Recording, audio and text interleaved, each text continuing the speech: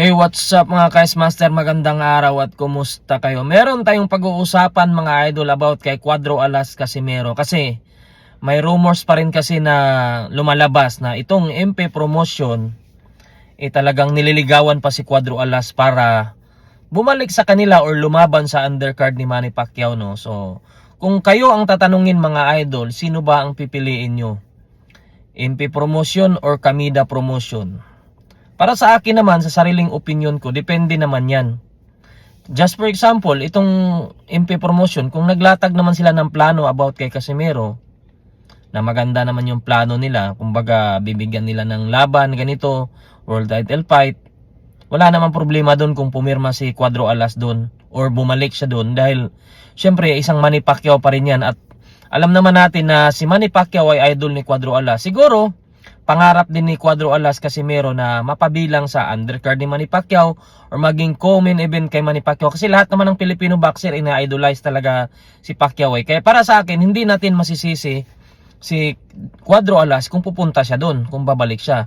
Pero mga idol, sa akin lang naman dyan, dapat meron ding plano talaga like kontrata, kung ano ba yung ibibigay nila kay Casimero kasi limited time na lang si Cuadro Alas sa boxing eh. Kumbaga, kung bulaklak na salita lang tapos wala namang magandang plano, mahirap kasi sandalan yun kasi paano pag, just for example lang to mga idol, paano pag pumunta si Cuadro Alas doon tapos wala siyang, kumbaga matingga siya, may babalikan pa ba siya sa mga Japanese promoter? Yun ang katanungan dyan mga idol. Kasi kung mga idol, kung pipirma siya kay Kamida, talagang nakaplano na lahat yun.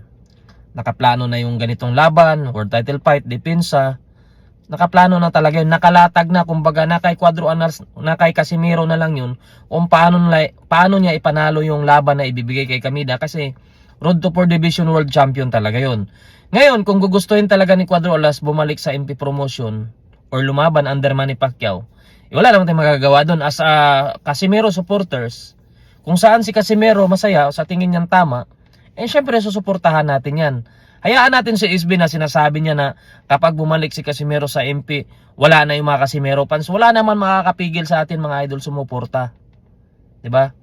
Kung saan si Cuadro Alas, kung ano yung pipiliin niya, siyempre kaming mga Casimero fans, ako mismo, personally, susuporta pa rin ako sa kanya kasi wala naman makakapigil sa akin sumuporta kahit sino man eh. Kaya kung ano man yung pipiliin ni Cuadro Alas, sana tingnan niya mabuti kung makakabuti pa sa karir niya. Kasi mamimili ka doon eh. Kasi yung kay Kamida, kumbaga nakaplanchado na lahat yun eh. Ang kailangan mo na lang doon, manalo ka sa bawat laban na ibibigay sa'yo.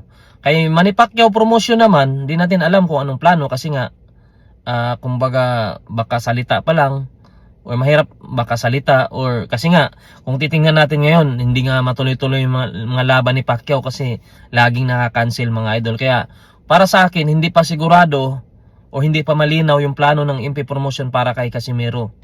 Pero kung ano man yan, gaya ng sinabi ko, kung saan si Alas pupunta, saan si Casimero pupunta, basta nakakabuti sa karir niya, wala tayong magagawa kundi sumuporta. Ako personally, susuporta talaga ako kahit saan siya pumunta. Kaya mga idol, comment down below kung ano yung komento nyo dyan about sa plano or sa karir ni Cuadro Alas. Comment nyo lang dyan sa baba.